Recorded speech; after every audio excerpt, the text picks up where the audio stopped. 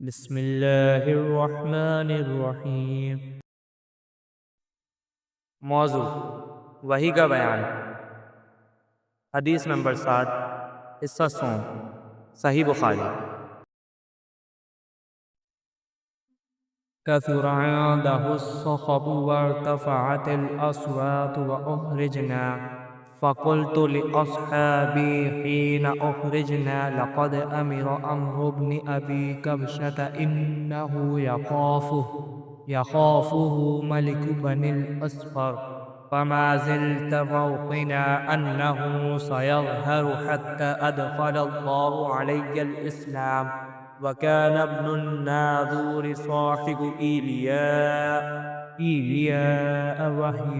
وهرقل سقفا على نصارى الشعب، يحدث أن هرقل حين قدم إيلياء أصبح يوما خبيث النفس، فقال بعض بطارقته: قد استنكرنا هيئتك. قال ابن الناظور: وكان هرقل حزاء ينظر في النجوم، فقال لهم حين سألوا: إني رأيت الليلة حين نظرت في النجوم ملك القتال قد ذهب، فما يقتتل من هذه الأمة. قالوا: ليس يفتتن إلا اليهود، فلا يهمنك شأنهم، واكتب إلى مداين ملكك فيقتل من فيهم من اليهود. فبينما هم على أمرهم أتي هرقل برجل أرسل به ملك غسان يخبر عن خبر رسول الله صلى الله عليه وسلم. فلما استخبره هرقل قال: اذهبوا فانظروا أمختتم هو أم لا. فنظروا إليه فحدثوا أنه مختتم، وسأله عن العرب فقال: هم يختتمون. فقال هرقل: هذا ملك ذي الأمة قد ظهر. ثم كتب هرقل إلى صاحب له 400 وكان نظيره في العلم. وسار هرقل إلى حمص، فلم يرم حمص حتى أتاه كتاب من صاحبه يوافق رأي هرقل على خروج النبي صلى الله عليه وسلم وأنه نبي. فأذن هرقل لعظماء الروم في تذكرة له بحمص، ثم أمر بأبوابها فغلقت. ثم اطلع فقال: يا معشر الروم، هل لكم في الفلاح والرشد وأن يثبت ملككم فتبايعوا هذا النبي؟ فحاصوا حيصة حمر الوحش إلى الأبواب فوجدوها قد غلقت. فلما رأى هرقل نفرتهم وأيس من الإيمان قال: ردوهم علي. وقال: إني قلت مقالتي نفاء أختبر بها شدتكم على دينكم. فقد رأيت. فسجدوا له ورضوا عنه. فكان ذلك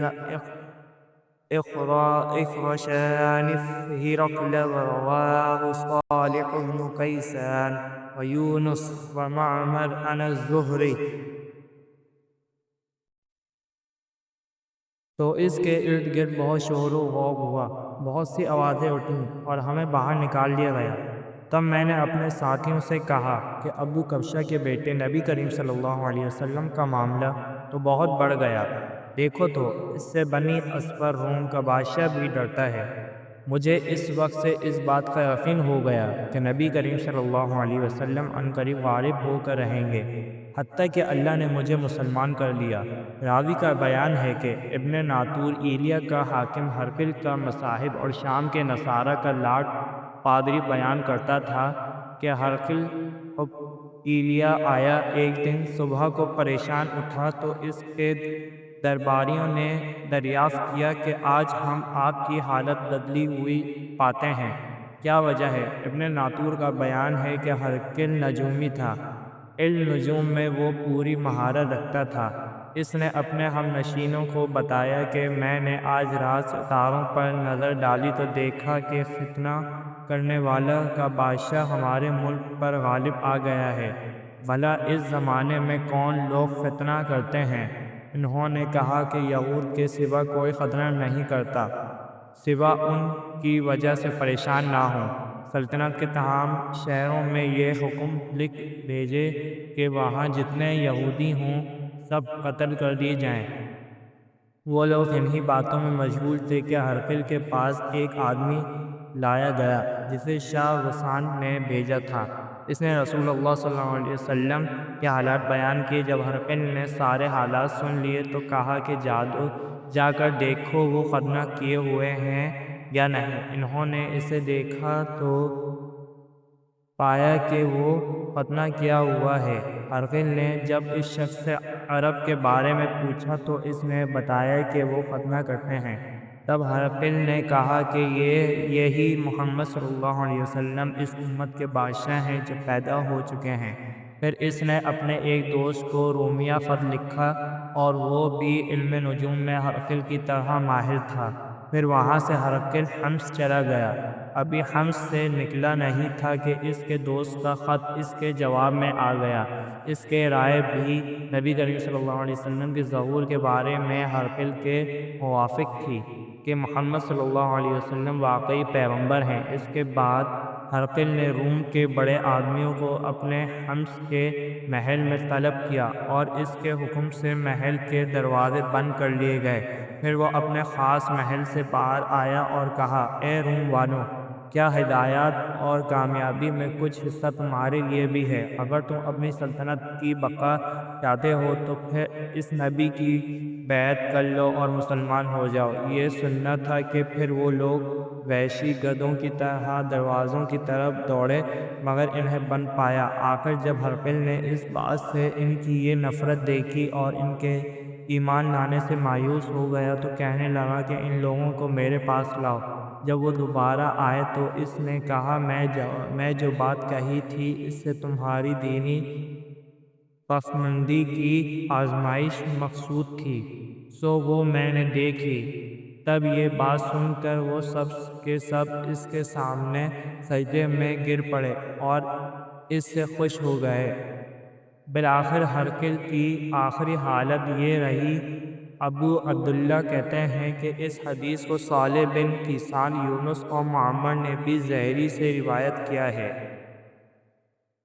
There was a great hue and cry in the royal court, so we were turned out of the court.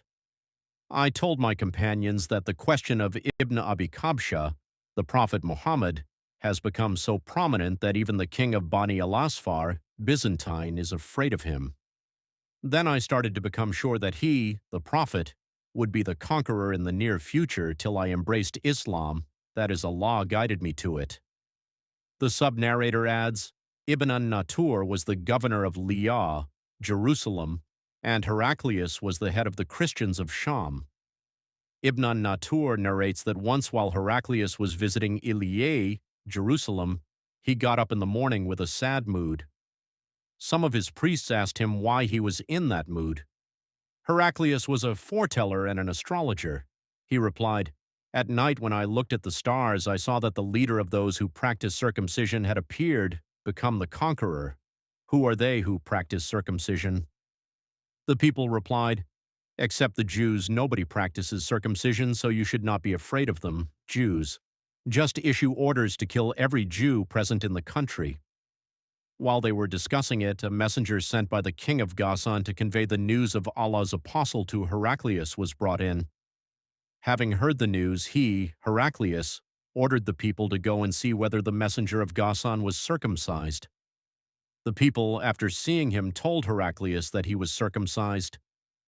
Heraclius then asked him about the Arabs. The messenger replied, Arabs also practice circumcision. After hearing that, Heraclius remarked that sovereignty of the Arabs had appeared. Heraclius then wrote a letter to his friend in Rome who was as good as Heraclius in knowledge. Heraclius then left for Homs, a town in Syrian, and stayed there till he received the reply of his letter from his friend who agreed with him in his opinion about the emergence of the prophet and the fact that he was a prophet. On that, Heraclius invited all the heads of the Byzantines to assemble in his palace at Homs. When they assembled, he ordered that all the doors of his palace be closed. Then he came out and said, "O Byzantines, if success is your desire and if you seek right guidance and want your empire to remain, then give a pledge of allegiance to this prophet, that is, embrace Islam." On hearing the views of Heraclius, the people ran towards the gates of the palace like onagers but found the doors closed. Heraclius realized their hatred towards Islam, and when he lost the hope of their embracing Islam, he ordered that they should be brought back in the audience. When they returned, he said, "What already said was just to test the strength of your conviction, and I have seen it." The people prostrated before him and became pleased with him, and this was the end of Heraclius's story in connection with his faith.